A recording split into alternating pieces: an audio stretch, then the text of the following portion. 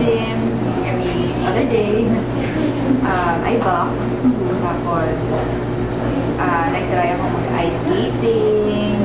Yung mga things na ma-enjoy ko. And then, get out of the country. I was just enjoying my time. Siyempre, alone with friends and family. Ina-anticipate ko na once nag-work na ako. So, wala na ako masyadong time for myself.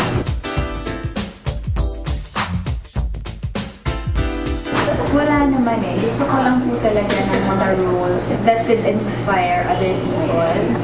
Things na may matututunan sila sa mga buhay-buhay din nila.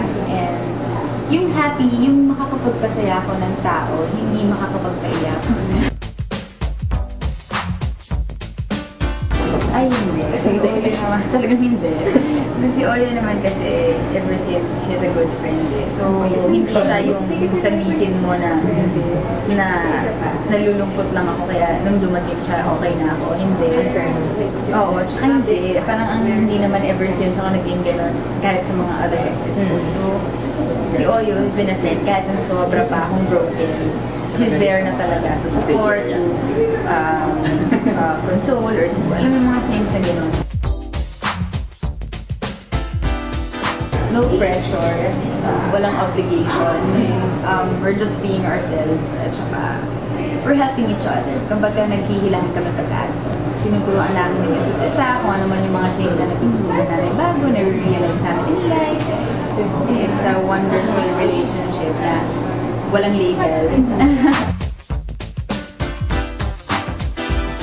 Oh yes, oh yes. Hindi ka naman pero hindi, for a time talagang sabi ko, parang ang hirap sabihin kasi ever since, all my life, talagang ano ko yun, talagang pangarap ko yun eh, to have a family, tapos may husband ka, tapos may kids ka, ganyan.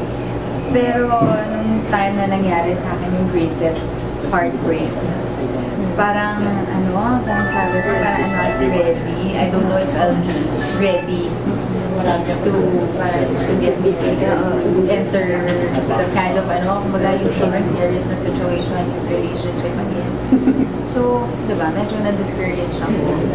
Kasi hindi, parang sabi ko, dapat yung isang situation na yun that won't stop you from yung things na what you really like.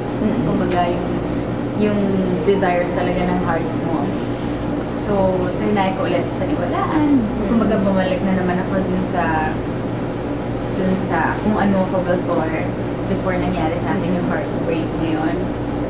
Tapos nakikita ko pa rin yung sarili ko and I'm happy kasi parang naibalik ko na naman yung sarili ko dun sa idea na okay, I wanna get married and I wanna have kids. Tapos yung to really have a family.